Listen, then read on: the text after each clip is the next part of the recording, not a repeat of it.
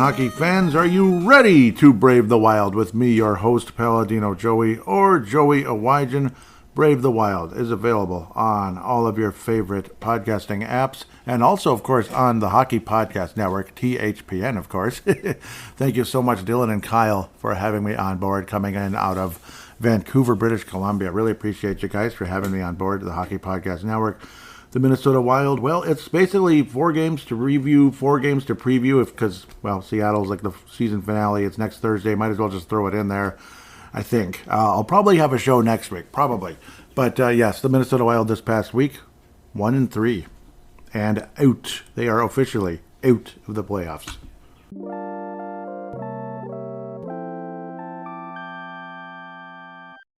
Well, a lot of you kind of thought this was going to happen. I still remember a lot of you last year during the, even in the maybe in the summer or around this time a year ago or something. Maybe when the mild, yeah, that's what they were. The mild got eliminated last year in the postseason by the Dallas Stars in meh fashion, we'll call it. I figured the Wild take a step back this year. You kind of had a feeling, and you were right. Those of you that may have said that, I can't remember exactly who. I think it was a number of you. You were right. I think I was hinting at, same thing, maybe wild card or third place division leader type of deal. Whatever it is, whatever it was, the Minnesota Wild eliminated from the postseason, and there's a pretty good chance they'll be out next year as well, but we'll see. You never know. It's time for this organization to look towards the young players versus, win now, sign veteran. It's time to hopefully move somebody along, I think, at the end of the day. Oh, not that, anything but that. Yeah, you have to. You just freaking have to. I don't know, I could go on all day about the contract. I probably will again, just because that's how I roll. I'm not going to go in depth in the reviews of the games. We lost twice to Colorado, 5-2. I mean, do you really need to know anything more about that? 4-2 loss to Winnipeg. They just kind of beat us up. Great effort. They beat the bleep. They beat us up. They're stronger. Colorado's faster and more skilled. They may be the Art Ross Trophy winner in McKinnon. He's kind of like, in a lot of ways, I don't even know who to compare him to at this moment. Definitely not Gretzky, because nobody's Gretzky. Except Ovechkin. He'd be better. I don't know. I just don't. Jesper Wallstedt called up the right time, right place at Chicago to go from a guy giving up 7 goals against the Dallas Stars, which was just an unfortunate situation, to shut out the Chicago Blackhawks. So things average out around 3.5 goals a game against his first 2 games. So, yeah, you go from 7 to a shutout. That's cool. Obviously, the Blackhawks are tanking responsibly, I guess. Yeah, they're tanking responsibly, which is something the Wild should have done in the first place in a lot of ways, rather than kind of forcing some of these contracts, which are just injured players anyway. It's just irresponsible. It's not only tanking irresponsibly, it's being irresponsible in general by signing, 30-plus guys to 4-year extensions. You can guess most of them. Obviously, Foligno's one that really bugs me. Not sure where to go with that. 4 years remaining after this season. Just starting the new extension at 30-something with his multiple, I guess his core muscle surgery. So that type of thing. Core muscle surgery. Interesting. Yeah.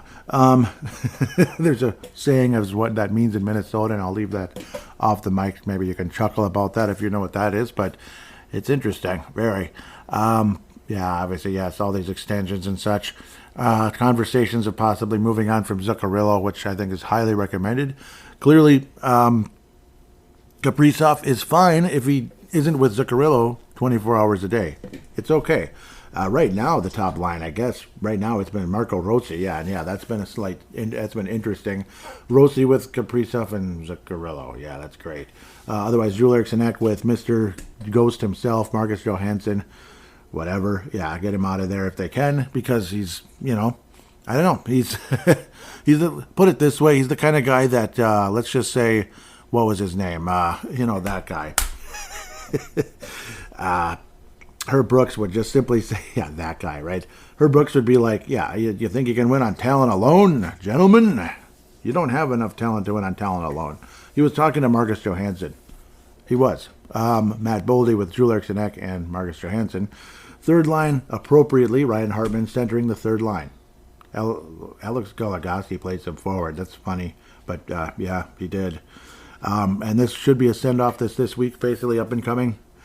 It's been good. It has been good. He had a hell of a career for the most part. Unfortunately, only one good year here. The last two, not so much.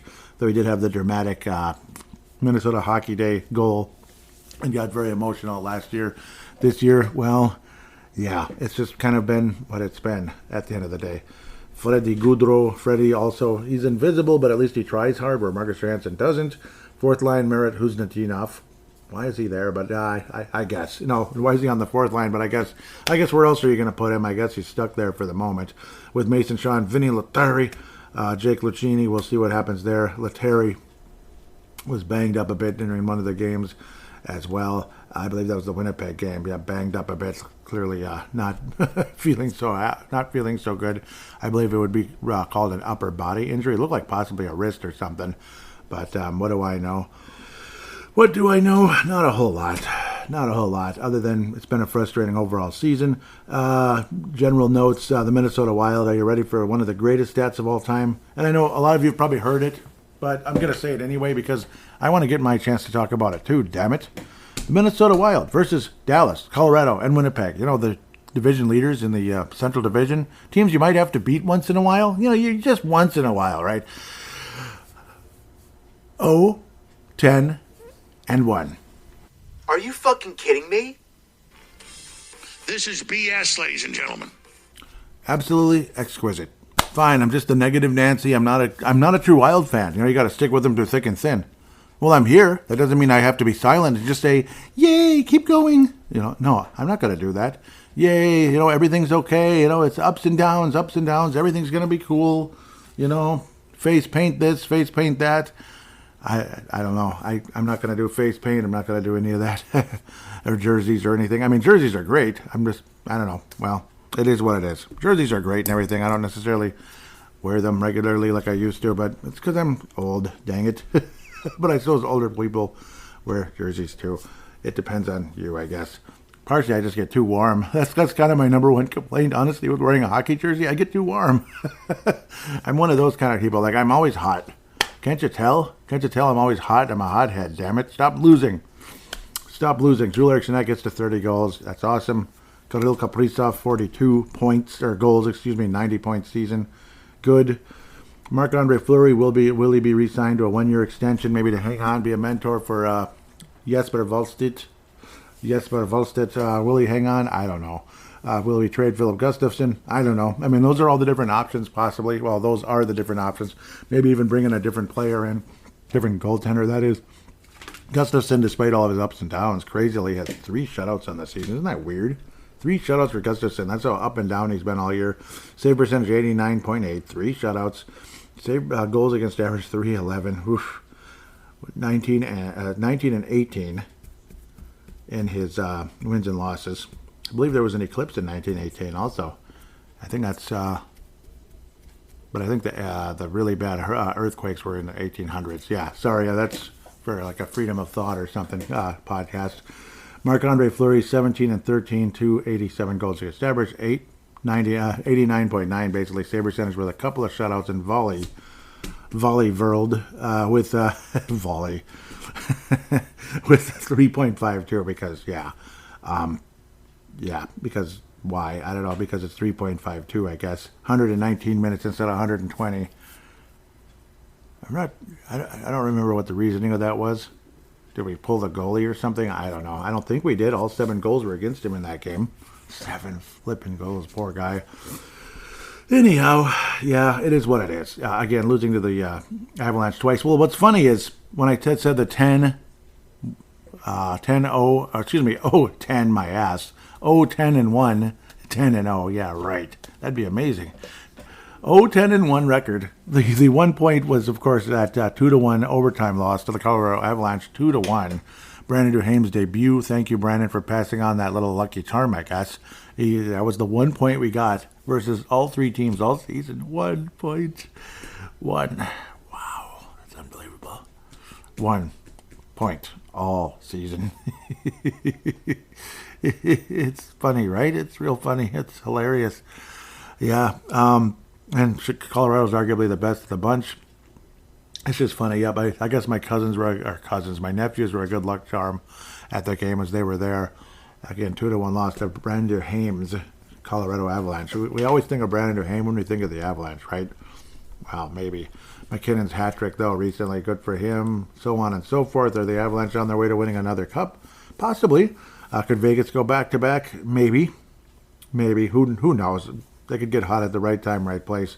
The upcoming 4 games are the Vegas Golden Knights, San Jose Sharks, the San Jose Minnows. Yeah, they're the Minnows at this point, or the Goldfish. They last like 2 days, like the 29-cent Goldfish that lasts like 2 days. Isn't that crazy? It's like, what's the point, poor little thing? Like the little tiny cheap ones, yeah, that would die on you right away. Los Angeles Kings, yep, playoff team, I think, right? And then Seattle Kraken, who I picked to win the Western Conference and lose to the Carolina Hurricanes in the Stanley Cup Finals. Seattle Kraken, believe it or not, do have a winning record, just like we do. But unfortunately, in this day and age, even a slightly above 500 record doesn't mean diddly dick, as the AVGN might say. It just doesn't. Whereas the North Stars were, how many games below 500? Like 13 or something? The year they went to the Cup Final versus the Penguins, and then reality set in Game 4, basically. Game 2 wasn't a real pretty one either, but reality set in Game 4 and 5. Game 4, 5, and 6 in the Stanley Cup Finals of 1991. Thankfully, the Minnesota Twins would rescue us from that sadness much later that year. Well, in October that year, in a very dramatic back-and-forth series that thankfully ended with that obnoxious Atlanta Braves team getting beat.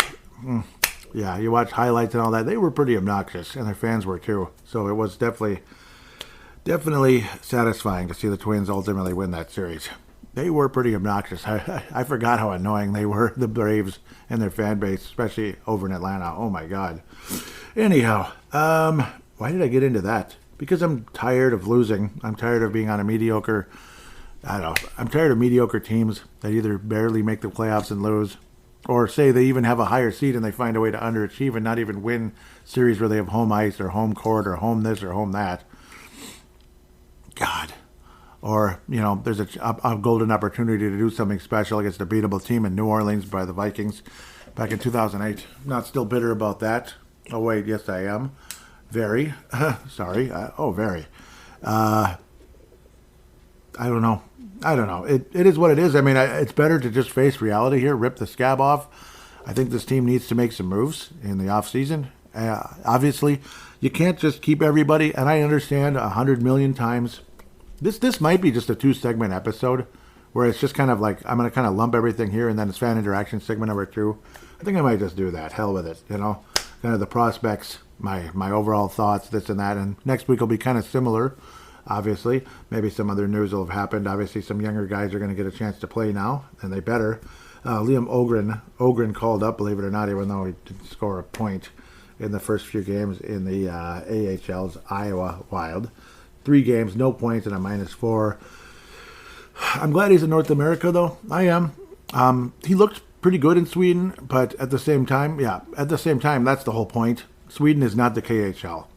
Like, what's his name? Urov, his draft mate there, probably is closer to being in the NHL. I don't think he would be spectacular if he was on the NHL roster right now, Urov, but I think in a year or so, Urov would really start looking like something because, he grew pretty quickly in the KHL. Obviously started out kind of like Ogren right now with no points, basically, in the AHL at this stage. But now he's up at the NHL level, which is interesting. So he's going to have an NHL debut possibly coming up here.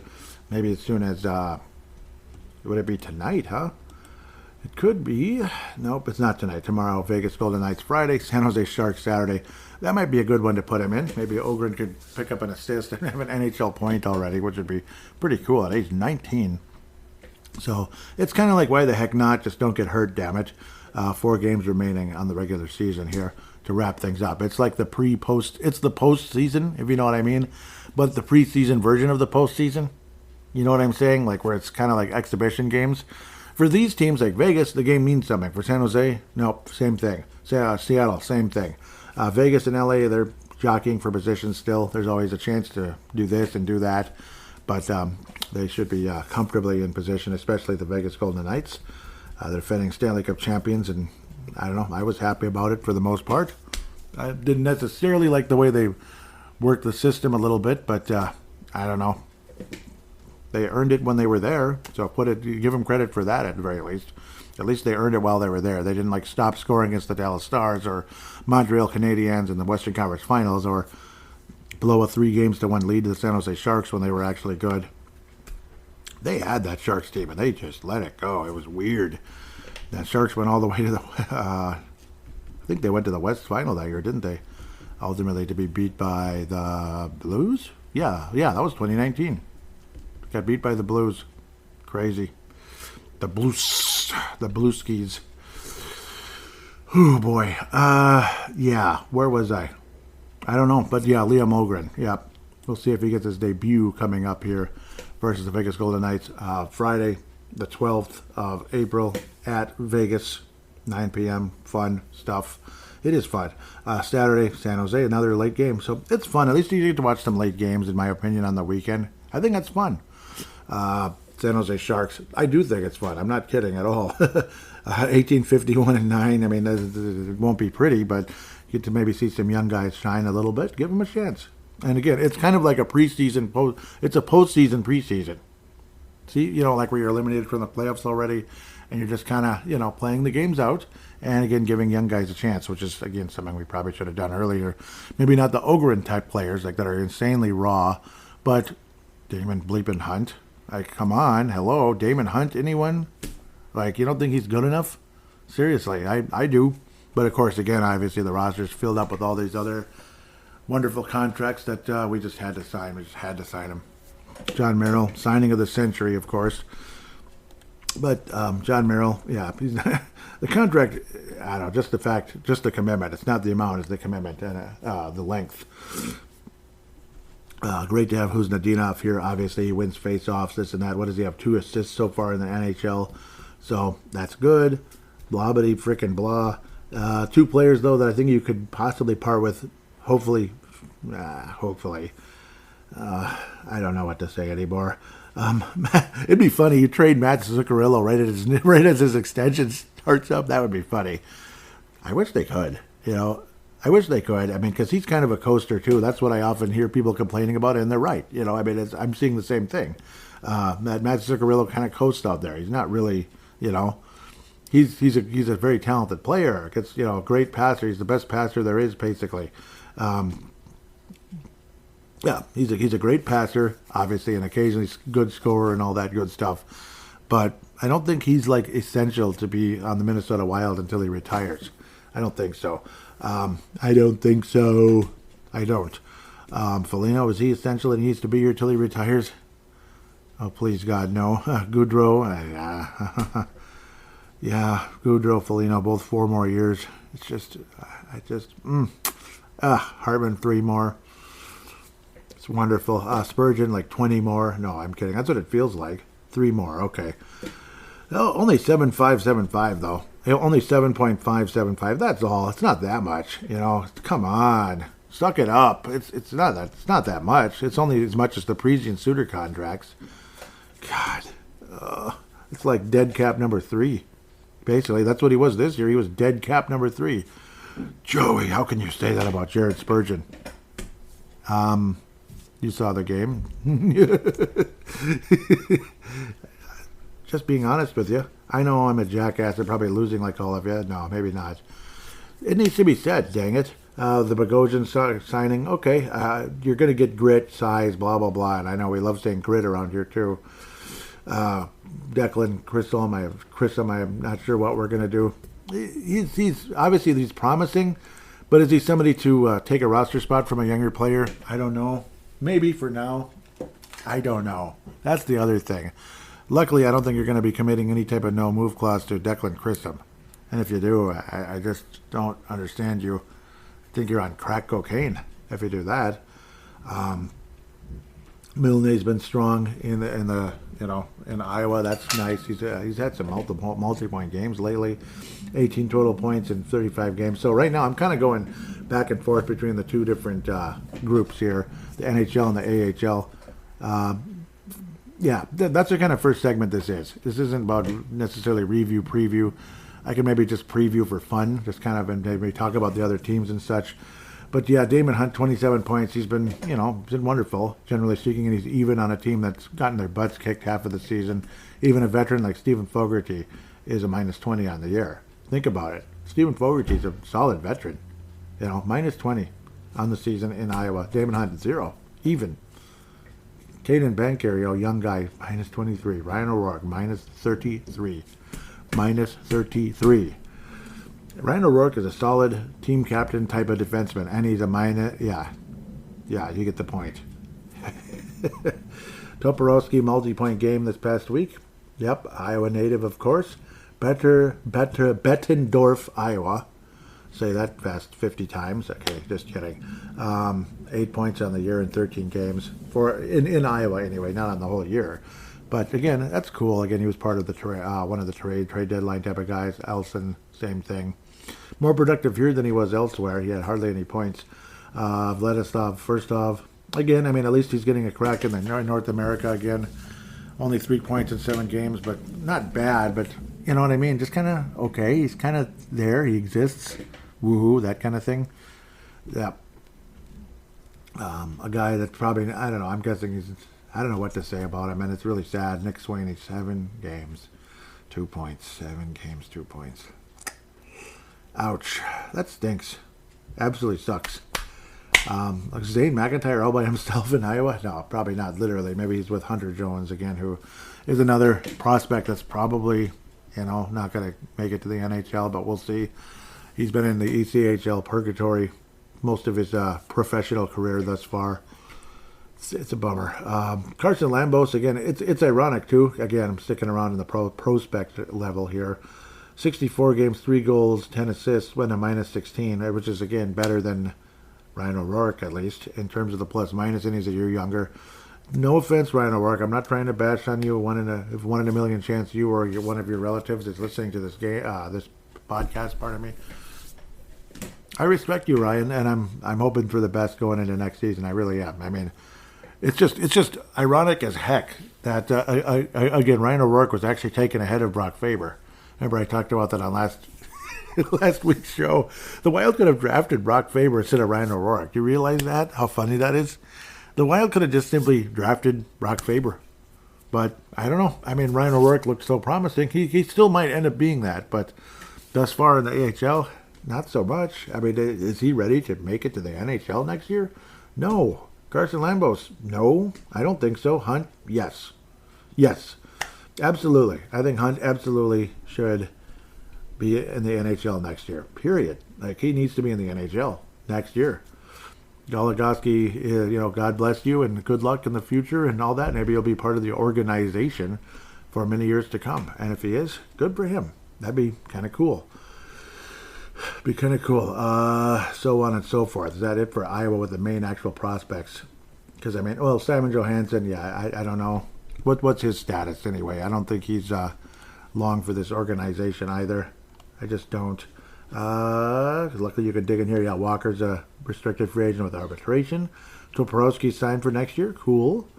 Hunter Hates on an entry level. Even Vladislav Firstov is our property in the next year, 925. He's got an entry level. Fogarty, UFA. Kyra, UFA. Nick Sweeney, arbitration eligible. Avchinikov.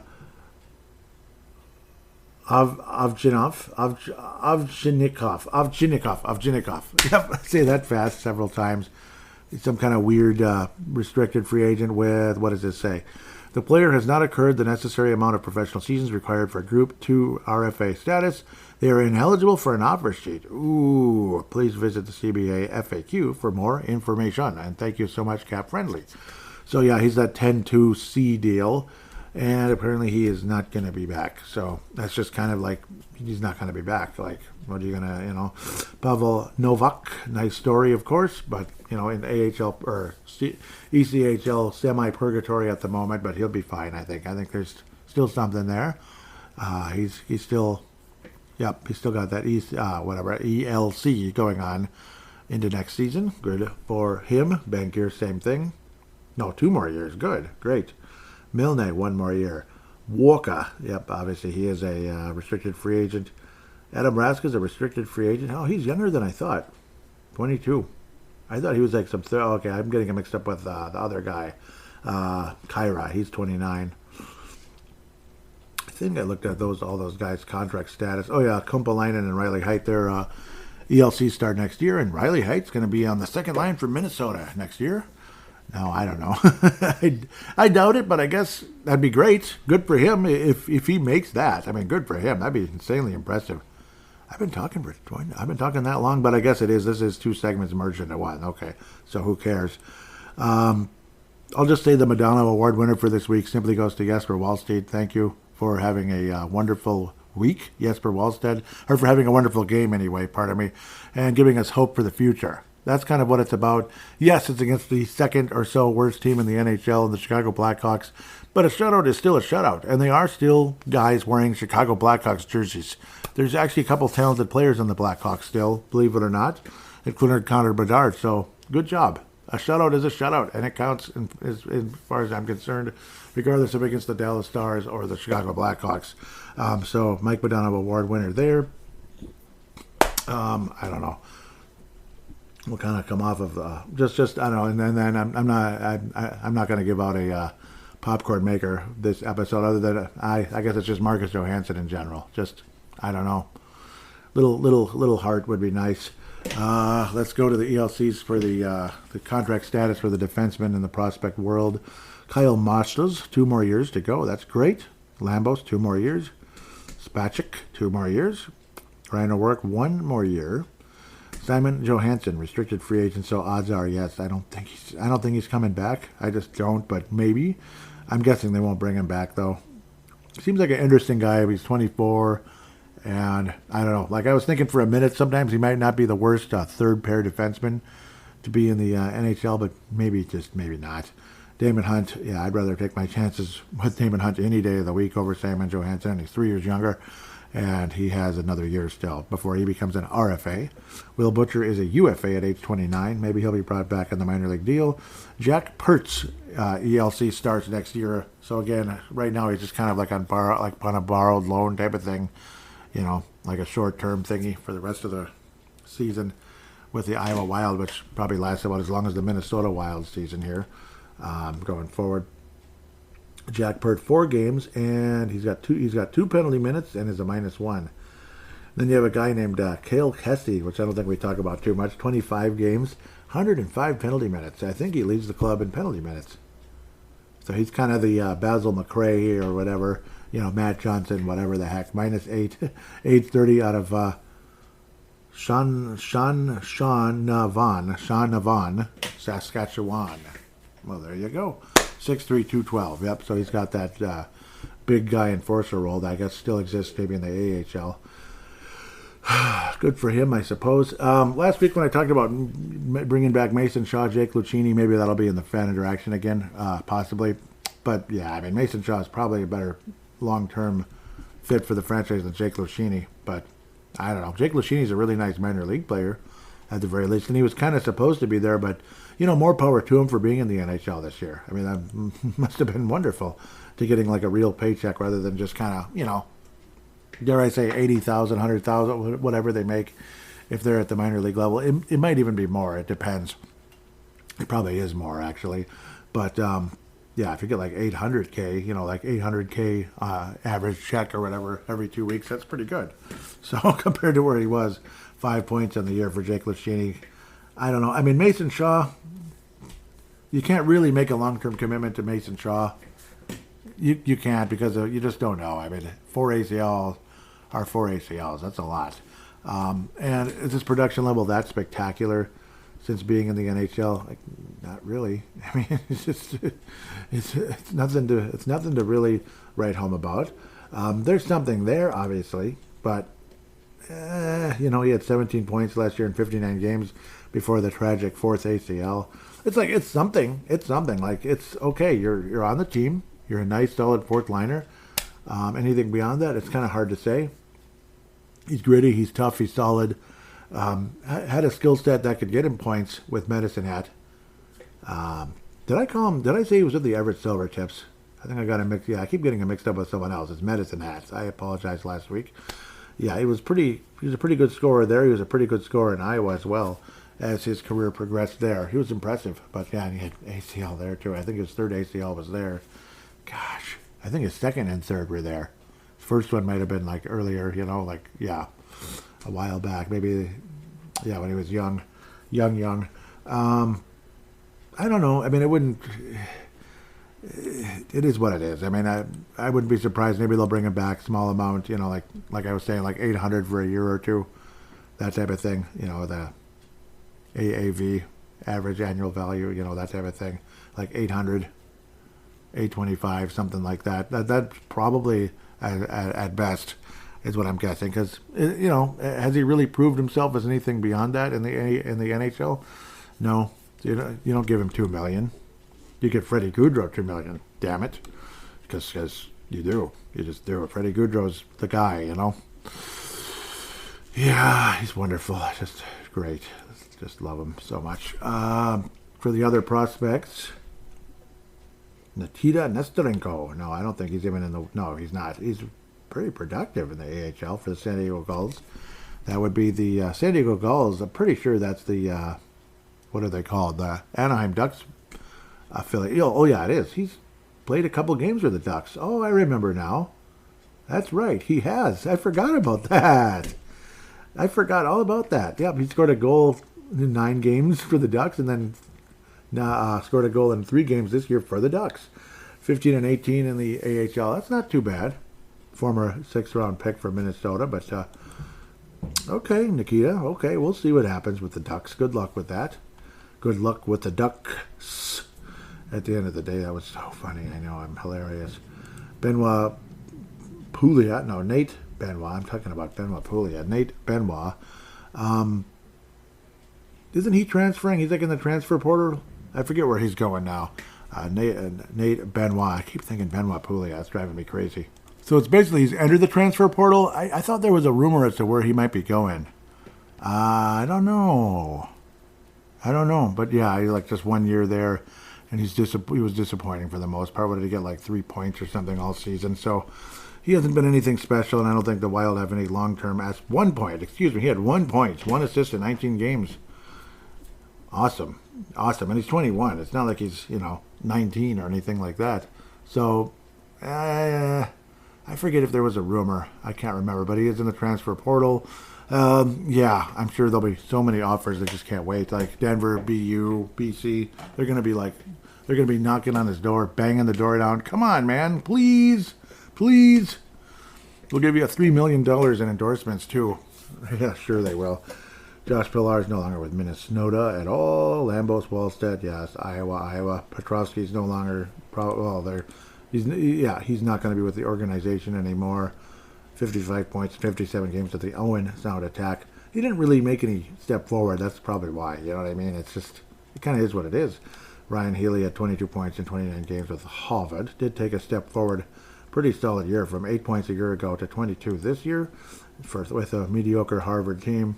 Loren's still competing in the national championship tournament. We'll talk about that in a moment as well. Good for him. 28 points in 42 games. Again, pretty big step forward after only like 9 points last year, so awesome. Hunter Haight, the ELC entry-level contract, 67 points in 68 games. In 4 playoff games this year, 2 goals, 1 assist for 3 points. Simple math, Hunter Haight. We'll see what happens with the hater, if that's okay to say. Danila Yurov, 16 playoff games, 7 points, 4 goals, 3 assists. At least it's something. Yeah, at least it's something. It's not spectacular numbers, but I mean, 19 playoff games in 22, nothing. 11 playoff games last year, nothing. So this is definitely progress. Stop with this Casper the Friendly Ghost bull crap. Don't be like Boldy. No, don't be like Boldy and some of the other guys over the years. You could just go on forever. Charlie Coyle and such disappear in playoff time. At age 20 in the Russian League, I suppose. But hopefully this isn't going to happen for forever. At least it's decent. It's better than nothing. Nice playoff run, though, for that Metal Earth there. Good for them. And Ogren was with the Minnesota Wild, of all things. Again, like I said, 3 games and no points with the Iowa Wild. Kalen Parker. We're going to skip Jimmy Clark. Of course, the Gophers are out. I'm annoyed with that. Kalen Parker, defenseman, 42 points in the regular season at age 19. Was with the Victoria Royals, but now with Moose Jaw Warriors. 42 points, plus 21 after a -6 last year. Big jump. And again, after only, I'm looking at the wrong thing. He was a -6 with Victoria this year. He was a -44 last year. He does get the points. He had 38 points last year in actually less games. So actually the point numbers are arguably better, the average points. But a -44 versus a plus 21. 0 points in 4 playoff games for Moose Jaw in the Western Hockey League. So on and so forth. Aaron Ponk with the Gophers, the Blue Devils. The Bulldogs, 20 points. Yep, they've been out forever, of course. Riley Heights. Yep. 4 games, 7 assists in the postseason. Yes, that's good. Well, assists. There's no goals, but 7 assists still count for something. That's generating offense, baby. So every time you get an assist, I mean, somebody scored a goal. Duh, right? 17 points, 117 points, 80 assists in 66 games and a plus 34, comparing to a -3 last year for Prince George Cougars. Okay, sorry. Western Hockey League. Combine and also on ELC. 56 points in 58 games. We'll see what happens with the Finnish center who shoots left. Charlie Stramel is in the transfer portal, and all the talk is Michigan State. Yeah, it's not the Gophers. It's Michigan State. So good for him. I don't think I heard anything with, Nate Benoit. He's the other transfer portal guy, as that's kind of taking over sports nowadays. Transfer portal. He's in the transfer portal. She's in the transfer portal. He's in the transfer portal. Transfer portal. We get the idea. Just do it and go away. Picard to Enterprise, 1 to beam up. There's your transfer, okay? Damn it. You know, if you're going from the Enterprise to the, the USS Phoenix, I guess that was one of the ships in Star Trek Next Generation. Maybe do something like that. Okay, so that is a perfect, well, I'll save it. No, I can't, should I say it now or should I do the previews super quick? I will say it now, okay. I'll say it now, because watch me forget like a dummy. The Coyotes are likely moving to Salt Lake City, Utah. So that's kind of cool. I'm not against it at all. They're saying it'll be rebranded, new name, new everything, obviously. I think Utah and Coyotes could have worked too, though. Utah Coyotes or Salt Lake City Coyotes. I'm guessing they're going to call them Utah, because it's been the Utah Jazz, and there used to be the Utah Grizzlies in the IHL when the Minnesota Moose existed, and they won the championship. Remember, they kicked our butts in the season opener, their first ever game with the Minnesota Moose. The Utah, that's the kind of memory I had. They kicked our butts, and they stayed good all year. Both teams were brand new, but at that level, you can get players on a team. It's not like the NHL going into expansion. But yes, it's going to be interesting to see what happens. I'm not against it at all. And I'm happy they stay in the southwest area, so that's a good thing. Kind of that mountain time zone, kind of dry climate area. It's good. It's good to maybe get some hockey life in Utah. How will it work? We'll see. But they seem to be pretty loyal to the Utah Jazz, so be it. It's the Utah Coyotes, the Utah Mountain Lions. I'm just kind of making stuff up as I go. I think there was a few interesting names out there that were brought up. Possible names out there, name ideas from like Ryan Smith, who would be the owner.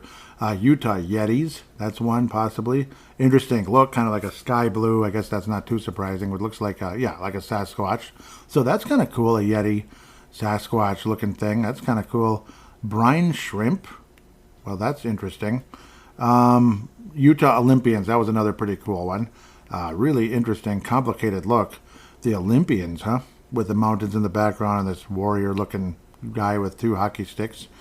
That's an interesting one. Utah Rangers, that's been used 100. Rangers are so common. Salt Lake Stingers. Salt Lake Stingers, I don't see any logo. Doggone it. But some of them have made some interesting logos, this and that. So we'll see. Salt Lake Stingers, huh? There were a couple other interesting ones that I'm not seeing at the moment. I think it was like Adventurers or something like that. But Yeti, that's kind of cool. That would be pretty cool. Like, why not? The Utah Yeti. I think that wins for me. It ties everything together pretty nicely. You can imagine Bigfoot or whatever, Sasquatch in like Utah mountains, area. And of course, it's, when you think of a Yeti, maybe that's like a snow monster like Umaro in Final Fantasy VI. So that can also go, with hockey. So like ice hockey, it's cold, that type of thing. So yeah, I would go with Yeti, at least thus far, with the possible name the Brine Shrimp.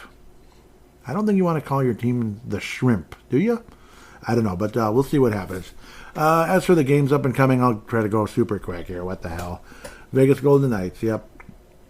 Injuries, Marcus Foligno, Jared Spurgeon, Sam Manches out for the year. That's all you need to know. Chandler Stevenson did not play on April 10th. Alex Pietrangelo, April 10th. And Nicholas Roy, April 10th. So they just simply didn't play in those games. So on, so forth, and all that good stuff. If the series is tied, I think Vegas wins the season series. The final score is going to be 4-2. Vegas Golden Knights beat the Wild. Most likely guy to score, we'll just say Kaprizov once again with a goal number 43. Maybe a multi-point game, but 4-2 loss to the Vegas Golden Knights, in my humble opinion. They will win the rubber match in the series. Vegas has lost 3 in a row, though, to the Salt Lake City or Utah Yeti. 7-4 loss to the Yeti. 4-3 loss to Vancouver, which would actually probably be a really good Yeti as well. But, I don't know, Utah Yeti rolls off your tongue a little better, a little Betty. 4-3 loss and a 5-1 loss to the Edmonton Oilers. Interesting. But that's your deal with the Vegas Golden Knights. So I look at the players very, very, very briefly here. Logan Thompson shut us down pretty good. Aiden Hill's been strong all year. Marcia Schultz with 41 goals and 67 points to lead the way. Eichel was ejected from the game last week, I believe. No, he wasn't ejected, but it was a major... I think he was ejected. Sorry, yeah, it was a weird situation, like a high stick type of thing. But we'll get off of that. That's old news now. Where's Mark Stone? Obviously, he's been out a bit, but we'll see. I think it's a straight up. We'll see if he comes back in time, and then they make their playoff run again. But good luck to him. I like Vegas more than most of the other teams in the NHL. I'd rather see them win than Dallas or Colorado. I would. Whoa, whoa, whoa, whoa, whoa, whoa. Controversial. Former NFL running back O.J. Simpson dies of cancer at 76. Breaking news. O.J. Simpson dies of cancer at 76. Whoa. Wow. I didn't even know he was in like a dire straits or anything. Wow. Well, that's really something. O.J. Simpson has died. Huh. That is pretty crazy. Pretty crazy. Wow. How do I segue to the San Jose Sharks? 18-51-9. Man, that's crazy. That is wild. Sharks are 31st in goals, 32nd in goals against, 32nd in assists. They're basically the worst team in the league. Mikhail Granlund's leading the team in scoring with 55 points. Good for him. 43 assists, generally speaking. Luke Cunnin, 17 points in 73 games. At least he's been healthy enough to play in 73 games. And I'm not trying to be a smartass. I'm happy for him there. Kalen Addison, since being traded there, 1 goal, 11 assists. And some people believe he won't even be in the NHL next year. We'll see. Nico Sturm, 5 goals, 8 assists, 13 points. The Wild will beat the Sharks. Final score of 5-2. Wild will beat the Sharks 5-2. Liam Ogren will score his first goal in the National Hockey League. Liam Ogren will score an NHL goal versus the San Jose Sharks in a 5-2 win. What do you think of that? We'll keep moving here, if humanly possible. That just must have just happened, though, man. I am stunned. Wow. Whoa. I mean, how much breaking news happens on this show? Did you realize, was it 2 years ago? Yeah. July 3rd or 2nd or whatever the heck day it was. State of the Wild 2022. Me and Derek are doing a show. All of a sudden it's like, oh my God. The Timberwolves just traded like 9 players away and got Rudy Gobert. Oh my God. Holy cow. It was stunning. And I'll let in a little secret when, because I never told Derek this at the time because I just kept my mouth shut. Just let him talk, dang it. I don't want to interrupt the show. That was when the Minnesota Timberwolves news broke about Mark Lowry. Yeah, Derek was talking. We're doing the show 2 weeks ago Mark Laurie and A-Rod, Alex Rodriguez, that Glenn Taylor was like, nope. He pulled out. You didn't reach the time limit, and I'm pulling out. Team's no longer for sale. That happened during that show. What is up with Brave the Wild and major breaking news? And then O.J. Simpson dies 2 weeks later. O.J. Simpson dies 2 weeks later. Jiminy Christmas. What a weird... What's up with Brave the Wild? Can we get some good news? Now, the Go Bear trade might end up being good news. Maybe the Wolves will win a title. But, maybe they will. We have to hope somebody wins around here, damn it. It's only been 33 years. Los Angeles Kings... Imagine that. I'm distracted again. Speaking of L.A., O.J. Simpson, something. Carl Granstrom, injured reserve as of February 13th. Phoenix Copley, ACL. Yep, that's a goalie, of course. The Kings are third in the league in goals. That's a nice, interesting statistic. Power plays 11th. Penalty kills number 2 in the whole NHL. They've kicked the Wild's ass twice this year, including way at the beginning of the year. 7-3 over Minnesota, and then 6-0 demolition garbage on March 20th. The LA Kings will pull out the brooms and sweep your Minnesota Wild. Final score of 5-3. 5-3 Minnesota Wild, or 4-3, whatever. Maybe the Wild get a point because it's so important that we get that point now. It really is. But Marat Huznadinov will score his first NHL goal. Marat Huznadinov will score his first NHL goal at some point this week. There's my prediction, one way or another. Maybe he'll score against the Seattle Kraken, actually. But whatever. I'm going to say against... what am I going to say? Matt Boldy will score against the Kings. Marat Huznadinov will score against the Kraken. Okay, put it that way. Kings aren't surging. They had a 3-game winning streak and then lost to the Ducks. Well, quack, quack. They lost to the Ducks? What the fiddlesticks? They lost to the Ducks. Okay, that's interesting. Yeah, it's interesting, all right. But Wild will not win the game. 5-3 loss to the 4-3, 5-3 loss to the Los Angeles Kings. Seattle Kraken season finale, and I will probably talk about it. I will probably have a show next week. And if not, well, I'll tell you why. Spring cleanups should be starting up very soon. And I guess it's good time for that one way or another because the season's over. But I would like to do a playoff preview conversation. And also, like next week, it'd probably be the time. Playoff preview either next week or sometime like later, whatever, Saturday or something. But a playoff preview. It won't be a long episode, I'm sure. We'll see what happens and my vibe and who's going to win the cup. Spoiler alert, it's probably Dallas, but maybe not. Maybe I'll have a different vibe at the time, and I'd probably be wrong anyway. But Seattle's definitely not winning the Western Conference, but maybe Carolina will win the East. The Jared McCann lower body, Vince Dunn former lower body. I'm guessing they're not playing anymore this year. Seattle's mediocre and they're lousy in scoring at 29th, but 6th in goals against. That's impressive. Very impressive. So, yeah. The Kings are really good there. Power play and penalty kill 16th and 17th, respectively. The Wild lead the season series, and we will pull out the brooms. Marat Huznadinov will score in a 4-2 win over the Seattle Kraken, or 3-2 win over the Seattle Kraken. Minnesota Wild win, and Marat Huznadinov will score by at least his first NHL goal. And it'll be against the Seattle Kraken. That sounds like a Marat Huznadinov game. Seattle Kraken, Minnesota Wild win 3-2 in the season finale to probably screw up the draft position slightly more. But suppose they were picking like 14th or something. 14th.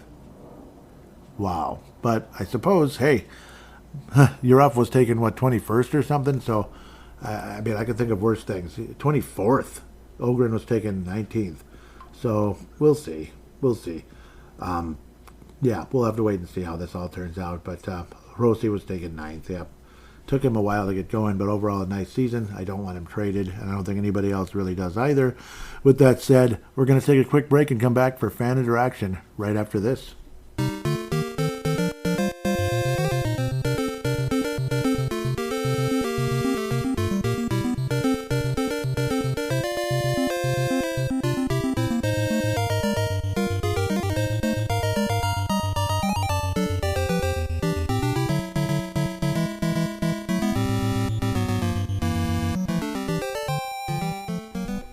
And we are back here on Brave the Wild, segment number 2, fan interaction in this case. So now we're down to 2-segment shows pretty much until next regular season, I'd have to say. Well, I suppose State of the Wild is going to probably have 3 segments, like past, present, present, and then future, and then fan interaction type of deal. You know how that works. So first, though, we're going to hear from DraftKings right here and right now. We know hockey games move fast, but with DraftKings Sportsbook, an official sports betting partner of the NHL, you can score faster than anything happening on the ice. This week, new customers can bet $5 and get $200 instantly in bonus bets. As for the upcoming games tonight, Florida Panthers hosting the Columbus Blue Jackets. My goodness, this is the money line now. Money line. Minus 410 for Florida, and the visiting Blue Jackets plus 320. Buffalo Sabres host the Washington Capitals. The Sabres minus 135. The visiting Capitals plus 114. Rangers and Flyers. Fun. This is in New York, of course. Minus 205 for the Rangers, plus 170 for the visiting Flyers. Penguins and Red Wings, 2 teams that used to be, well, something. I guess Detroit's kind of emerging again. They're on the road, plus 130, hosting Penguins, minus 155. Let's bounce around a little bit. Dallas Stars and Winnipeg, epic battle there. Stars host the Winnipeg Jets, minus 148 for Dallas, plus 124 for the visiting Jets. Kraken and Sharks. Oh, it's a spectacular one. Seattle Kraken, minus 250, hosting the San Jose Sharks, who are a plus 205. LA Kings, hosting the Calgary Flames, who are also eliminated, minus 192. Flames, plus 160. Devils, yeah, they've been disappointing, of course.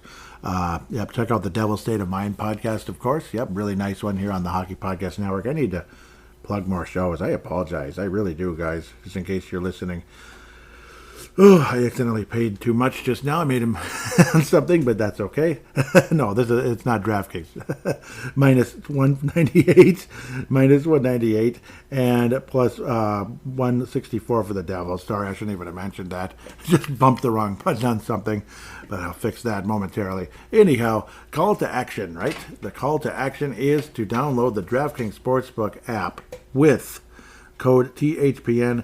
New customers bet just $5 on the NHL and get $200 instantly in bonus bets. Only on DraftKings Sportsbook with code THPN. That's, of course, the Hockey Podcast Network. The crown is yours. Gambling problem? Call 1-800-GAMBLER or visit www.1800gambler.net. In New York, call 877-8-HOPE-NY or text HOPE-NY, which is 467-369. In Connecticut, help is available for gambling, problem gambling. Call 888-78-97777 or visit ccpg.org. Please play responsibly. On behalf of Boot Hill Casino and Resort in Kansas, 21 plus, age varies by jurisdiction. Void in Ontario. Bonus bets expire 168 hours after issuance. See code cdkng.com/hockey for eligibility and deposit restrictions, terms, and responsible gambling resources. NHL and the NHL Shield are registered trademarks of the National Hockey League. Copyright NHL 2024. All rights reserved. So here we go into fan interaction. I feel like I stumbled around all over the place there. My apologies. Yep, but point is made, and interesting. I'm using that phrase again. Hopefully this works. Come on, now we get the at Brave the Wild. At Brave the Wild is the Twitter or X dealy. Okay, it's all updated, even though it's showing extra notifications. But I believe there's an article quick. Now what's going on here? Yeah, okay, this is like in between the shows here.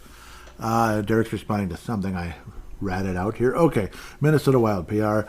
The Minnesota Wild is recalled goaltender Jasper Wallstad, blah, blah, blah. And then Derek says, yeah, probably an audition that may cause the team to reconsider its goaltending situation depending on how it goes. If it goes well, it might cause them to shop someone. Cough, 32, that would be, yep, Gustafson. If it goes like it did against Dallas, they may try to keep the deal intact. So maybe they will cough Gustafson, yeah. Maybe they will trade Gustafson. I was thinking it's definitely a feeler, yeah. Yep, good thoughts, Derek. Feldscott, Derek, out of from the Crease Assist podcast. Great job last week. Awesome again. And Felicia Townsville was back. That was pretty cool, too. So the trio was back again. The trio was back again. So here's the draft by the poll sent out by Derek. I need to put one about something. Maybe that's the Salt Lake City thing. We'll see. As we head into the final 10 days of the Minnesota Wild season, how are we feeling about the organization right now? If other, please reply and tell us. So there's hopeful / content, anxious / frustrated, ambient and numb, and other. Pardon me. I'm killing myself here. I did pick anxious and frustrated, and that apparently has won, or is 1 day left. It's winning. Hopeful and content, I don't know. I'm anxious and frustrated. Like, you want to see players on the ice. You want to see, like, a different direction, not the same old. And unfortunately, the stupid contracts are keeping it same old-ish. Other got last place at 5%. Ambient and numb, 18.3. That's third place. Helpful, content, 33.3. Second place. Anxious, frustrated, tops, 43.3. So, here we go. The Derek Felska lightning round. Hath returned da.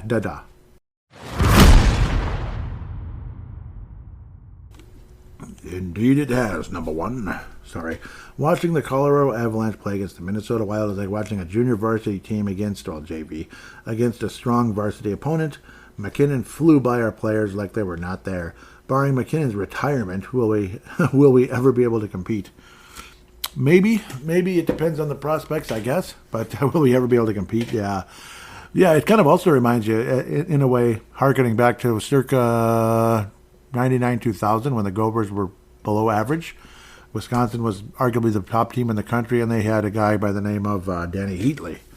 And he was spectacular. And they were basically kind of doing that, playing keep away from us like, you guys aren't even in the same stratosphere, not even on the same planet. And, yeah, it does feel like McKinnon and the Avalanche are on a different planet right now versus the Minnesota Wild. So, will we ever be able to compete?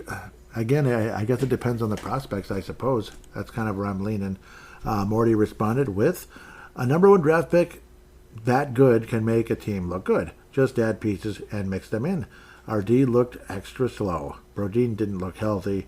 There's always hope, even for a Minnesota fan. I suppose, yeah. Derek again says, McKinnon, yep. McKinnon was taken first overall. Makar was taken fourth overall. Rantanen was 10th. Landeskog second overall.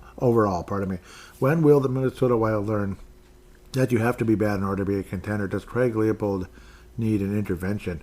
I think so. I think he does. Sorry, as I try not to cough to death here. Coughing because of Gustafsson, right? No. Yeah, I mean, what did we? Yeah, and our 7th overall pick was Dumba years ago. That's the closest we've really come in forever. Other than, Rossi, okay, we got in the top 9. We got in the single-digit range. Is he a franchise-changing player? Not from what I can tell. Is he a valuable piece? Yes. Kaprizov was a miracle pick in the 5th round. Those just never happen. They happen, but basically never. At least we got lucky there once in a blue moon, once in our franchise history with that. We got a Gabrick with the 3rd overall pick. And then since then, other than the 4th pick with Benoit Pouliot, woohoo, we have not done well. Benoit Pouliot, 3rd-line center. Spectacular. Those are all franchise-changing players right there for the most part, especially McKinnon and Makar, the 2 M's that are, they're the main reasons they won the Cup, though the other guys are as well. Major pieces. He does need an intervention, and I think the Vikings have needed that forever as well. Hopefully, Minnesota can get a spectacular quarterback here going into the NFL draft. Check out Provo Mafia for that kind of conversation coming up. Continuing the lightning round. If you were Bill Guerin, what would you do? Yeah, they're coming for Marcus Johansson. If you can hear that, yeah, they're coming for you, Marcus. Yeah, Marcus Foligno too. Both Marcuses. They're coming for you.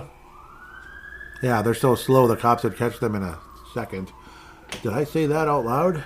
I did. If you were Bill Guerin, well, Bill Johansson shouldn't be slow, but I don't know, whatever. If you were Bill Guerin, what would you do with the Minnesota Wild goaltender situation for next season? Keep Fleury and have him mentor Wallstedt, and trade number 32, or keep number 32 and him mentor Wallstedt and let 29 retire. Oh boy, Gustafsson was a massive disappointment this year, wasn't he? That's a major dilemma. It really is. Every time I think one way, I end up thinking the other in the next couple of days. You know why? Who's the common denominator in this? Who's the common denominator in this thinking back and forth? That would obviously be Philip Gustafson, because one day he's getting shutouts, the next day he's getting his ass handed to him. Geez, it's tough. It's tough. I think the safer route, because of the safer route for possible long-term, semi-success, short-term semi-success, and hopefully long-term major success, I guess. Am I trying to rhyme? I don't know. Is keep Philip Gustafson, because this might be the dumbest move ever, though.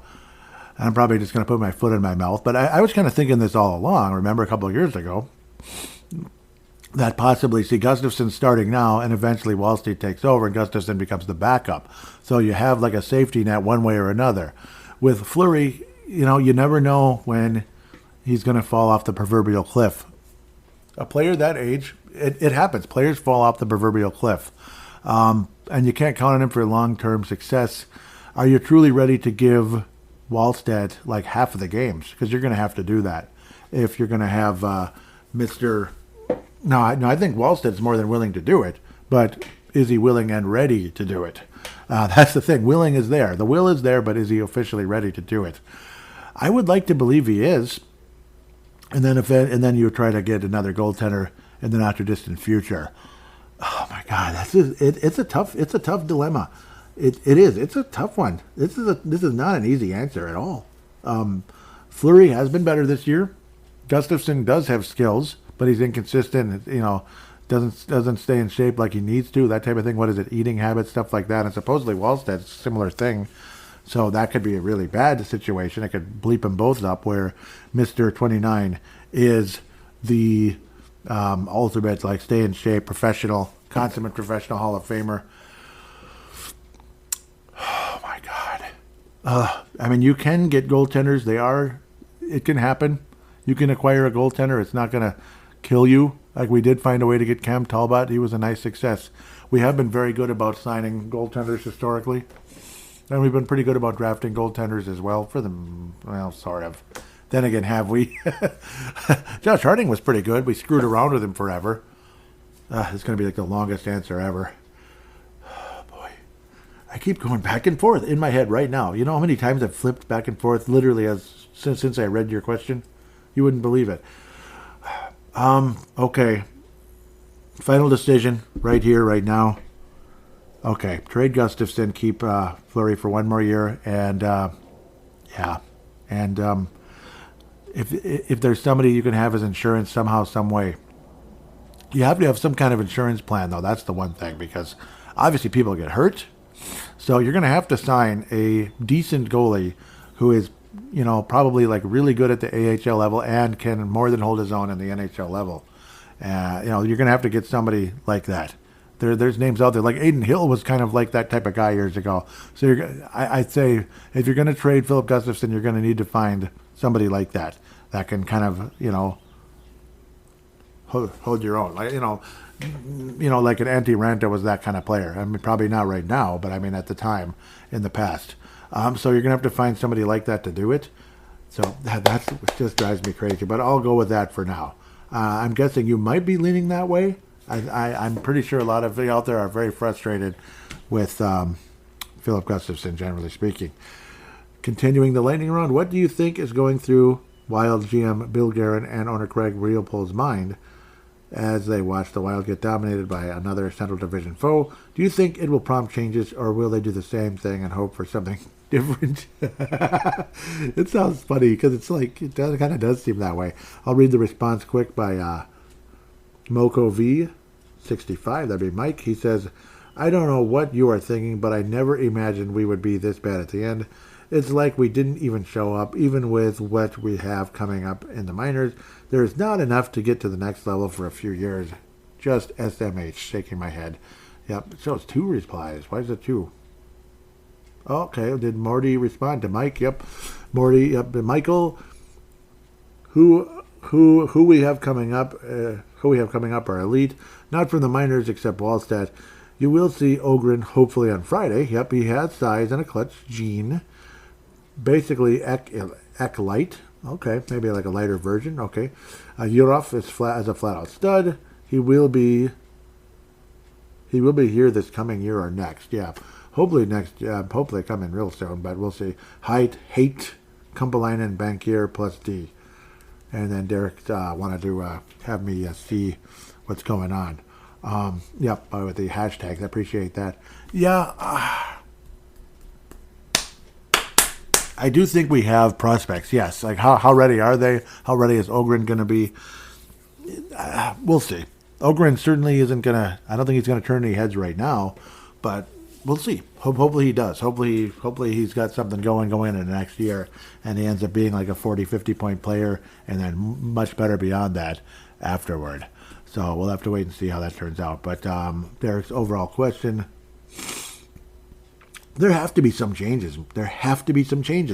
I got to think Garen's frustrated and notices something as well. Like, how can you with the right mind keep Marcus Johansson, obviously, and I think really John Merrill as well. Like, everybody's like, well, Merrill's going to be here no matter we like it or not because of stupid contract and all that, and nobody wants him. But there has to be something. There has to be some way to do it, like cash considerations for John Merrill. I think you can do that. Like, he's not 100% disaster, necessarily. He's probably like Kulikov at this point. Kulikov, where we're just trying to trade him away for cash considerations or whatever it was. That's probably what you got to do. Johansson, there has to be something. I don't know. I don't know. So, but there have to be some changes. The fact that he's married to Foligno, Hardman, guys like that, it's annoying as hell. And again, possibly a goalie change as well. So we'll see with Gustafsson. But no, awesome question as always. Here we go. The solar eclipse caused millions of people to travel just to rediscover darkness for 4 minutes. What moment do you think some Wild fans may rediscover next season? Number 36, number 38, and 17's contracts, perhaps?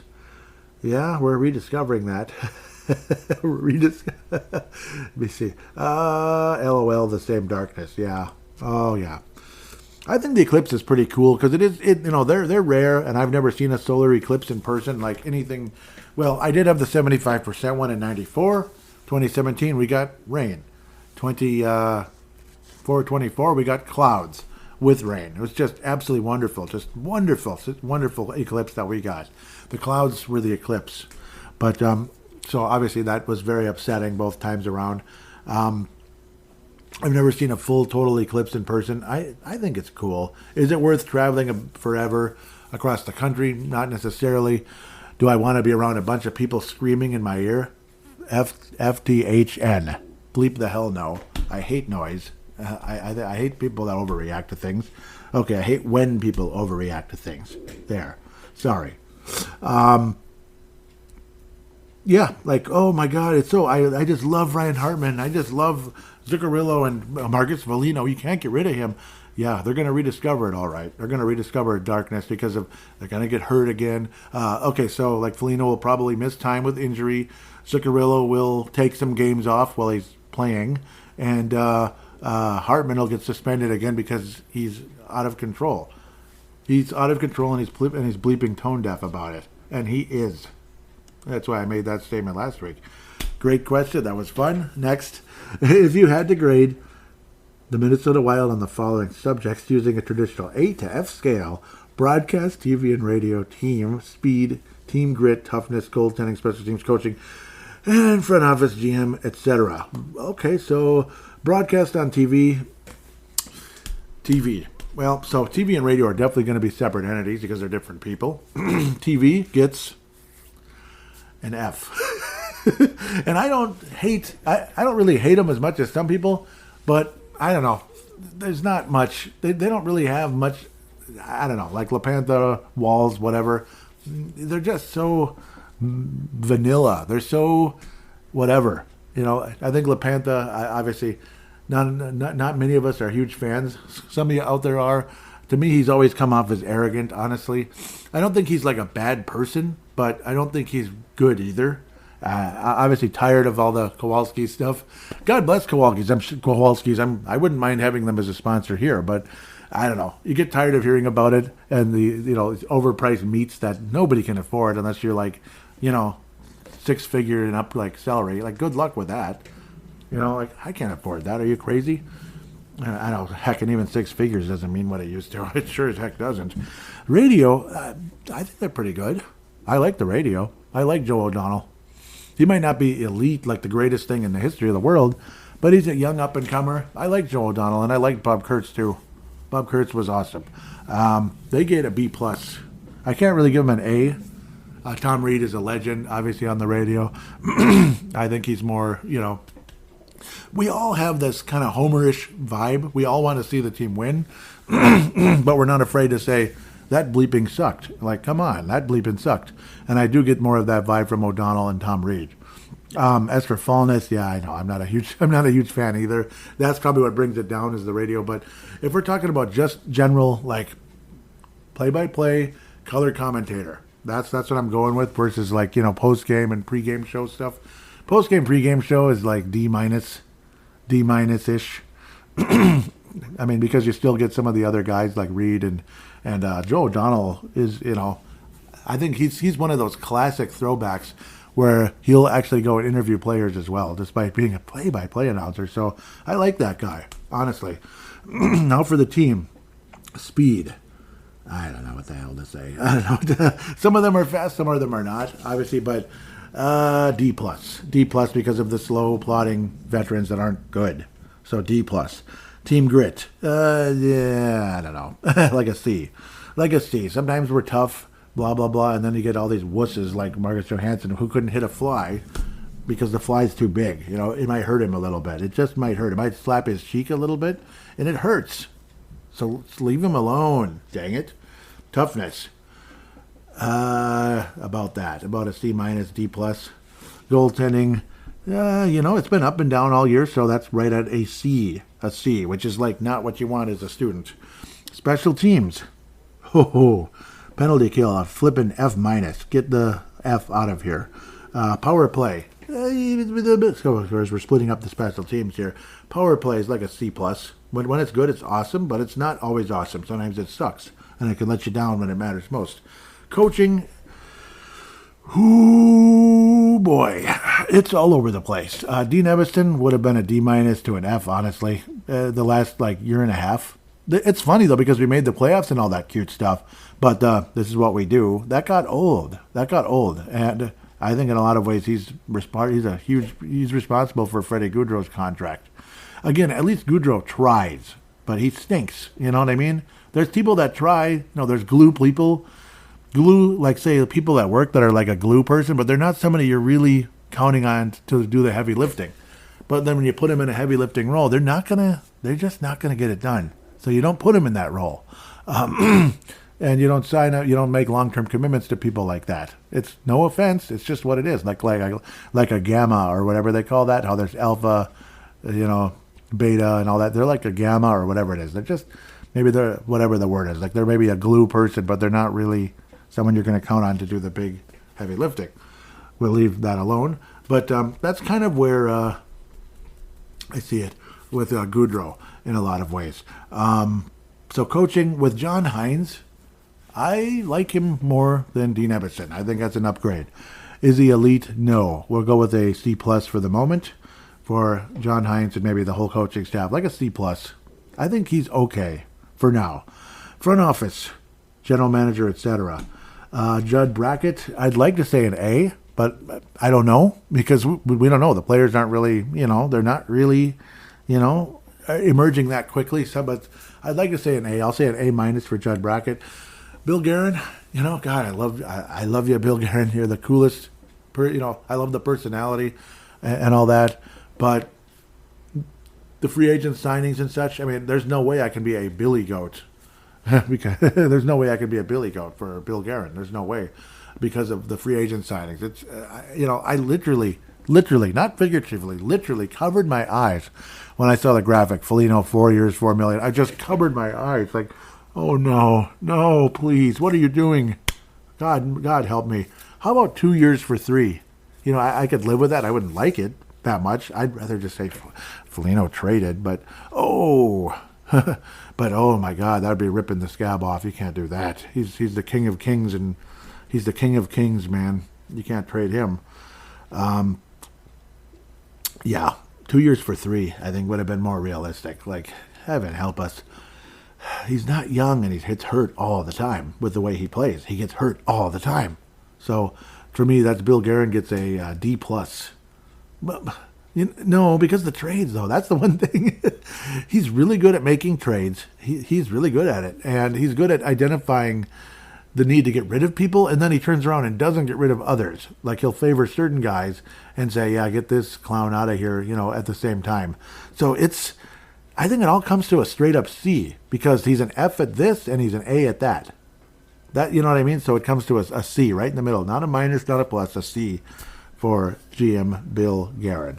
Judd Brackett, the draft master, though, stuff like that. That gets yeah. But supposedly there's people, I forget who it is, who's in charge of the actual contract itself. They get a D- to an F because of all the no move clauses. So it's complete bullcrap. Next are the Minnesota Wild, the GoBots of the Transformers world. Yeah, I would say so. I would say right now they are at the moment. Hopefully that can change and they can be the Autobots. But right now they are the GoBots. Marcus Foligno is not Optimus Prime. Anybody out there that thinks he is, watch the show. He's not Optimus Prime. I'm sorry. Except maybe the episodes where Optimus Prime gets hurt really bad and he's not really useful because of it. Okay, I'm just kidding. I'm so mean. I'm on a mean streak right now because I get tired of it. Damn it. Jay Bushy jumping in saying, I'm glad they were eliminated last night. Me too. Don't want another first-round exit. Do we expect next season to be similar? I would say right now, probably. And if it's like going younger and you don't win as many games, so to speak, that's okay. It's not the end of the world. Because I wouldn't be surprised if the year after is a dramatic improvement, especially if you have guys like Urov and Ogren kind of not only in the NHL, but starting to come into their own as well. Possibly an O'Rourke turns things around in a big way. Faber takes more steps up. Kaprizov's more of a veteran, blah, blah, blah. Guys like that, and other players, addition by subtraction with other players, because other players won't be here 2 years from now. So that's what I'm thinking, but I do think next season will be similar, yes. Ty Sandstrom, welcome back, says, does Marco Rossi hold the key for Faber to win the Calder? If he finishes with more goals than Bedard, would that seem to favor Faber? I love that. He certainly sits currently sits one goal behind with 21 to Bedard's 22. That's an interesting thought. That's an interesting thought. Maybe, maybe. I would. The only fear I have is like there's like a bias, like it's like Bedard, like you're watching him and wow, what an amazing player he is. But I think Faber's pretty amazing too, considering he wasn't even an offensive factor with the Gophers because they didn't use him in that way. Which I think, I don't know. I don't want to be a huge jerk to Bob Motzko, but I don't know. Maybe if you could have had him in a slightly more offensive role with the Gophers than strictly defense, maybe that would have been the difference in the national championship. I don't know. Maybe, maybe not. Who knows? Could have used an extra goal because if we had got it, we would have won. I wouldn't have been as pissed off and down and out. I would have been sad, like, well, I guess we're not repeating this year. But it would have been something to hang your hat on. Instead, we're hanging our hat on stuff that happened 20 years ago. It sucks. Over 20 years ago. There I go going off into somewhere else. But I guess you did mention Faber, so yes. I think Faber should win the Calder Trophy. Faber should win the Calder Trophy. Absolutely. So, yep, great thoughts, Ty Sandstrom. And I hope Marco Rossi does score. I hope Marco Rossi gets to 23 and matches that jersey number and pass Bedard. Just for the sake of that, it would be pretty cool because that could be a point where it's like, well, he's actually behind this other young, up and comer that could put Faber. So maybe I'm like stumbling all over, aren't I? Faber should win. Bottom line, though. Bottom line, Faber should get it, in my humble opinion. With that said, Well, that wraps up the fan interaction segment, and I really, really, really, really appreciate all of you. I really do. Derek, Jay, Morty, Mike. Awesome. Awesome. You know, you get a... This is from the heart. It is. I'm not doing it just to be, look at you, look at me, I'm so cool, I'm applauding my listener. No, I mean it. I absolutely mean it. Love the passion by all of you. I really do, and I love the fact you'd be willing to interact with little old moi. I mean, I really appreciate it. Again, at Brave the Wild, hashtag BTWMN is the way to keep it organized. Simply by, I just type it in and then press latest, and then it's all in chronological order, which is fantastic. Nothing like chronological order. Honestly, it makes everything easier. It does. So, like Twitter/X can be so valuable to a show. That's why I'm on it. I'm not on it for attention, that's for sure. With that said, going to give major shout-outs, of course, Crease Assist Podcast, Derek Felska, Teresa Ferris, Talisha Townsell. Wonderful job on the podcast, of course. Does do similar things to me, but of course have their other aspects to their show, and of course adding polls, which is kind of like a joint idea we did in the past. I would put up a poll, and Derek's like, "That's pretty cool," and then it's like we stuff like that. So I think it makes shows better, and I keep forgetting to do it. I'll get ideas, and then I'll forget about them, and then it's too late. So that's kind of how things go at times. But huge shout out there. Of course, shout out to shout out. No, I don't like that. Some other podcast does that. MNW Young Guns / MNW Prospects. Yep. Paula Bennett, Justin Bakke, amazing job there. Amazing job. Huge shout out. Great to be a part of it. But you guys are the kings of it by far. Pavel Bennett coming from the Czech Republic. Justin Bakke from Duluth. He's a bulldog. He's a bulldog, right? And he's part of the Sound the Foghorn podcast. Does a great job. So thank you, Justin Bakke. Great guy. Minnesota Wild Global. Scott Cavendish. Yep. Kathy Main. David Abraham. David Kostick. Chance Kostick. Michael Fick, Chad Wolski, amazing page, absolutely spectacular page, awesome. Minnesota Wild Nation, Patrick Turner out of Florida, also wonderful Minnesota Wild page. So huge shout outs to both of you. And recommend you post and keep up with the Wild on those pages. With that said, thank you again. Please help with the algorithms of the show. It's getting a little lonely and stupid lately. Haven't had a whole lot of ratings lately, so please give a rating to the show. Give a nice 5-star rating on Apple Podcasts. 5-star rating on Spotify if you can. Would really help. It helps the algorithm for the show so it can progress. It's doing decently, but obviously anything can do better, So, and I appreciate the Augie Podcast Network in so many ways. Lots of great shows on there, of course, including Devil's State of Mind. It's unfortunate that such a good team last year would drop off so much.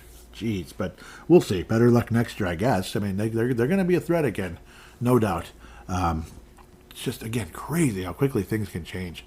With that said, have yourself a wonderful week. We'll be most likely back. And if I am MIA, it'll be because of lawn cleanups. But I'm guessing my brother tends to put it off a little bit because he wants the grass to have some kind of to gain some roots in the ground rather than rip up the yards. Because, again, that's dethatching. Spring cleanups are different than fall. So that's kind of how his mindset is. Heck, we used to start on March 30th if it was warm and dry enough. Pretty wild to think about that.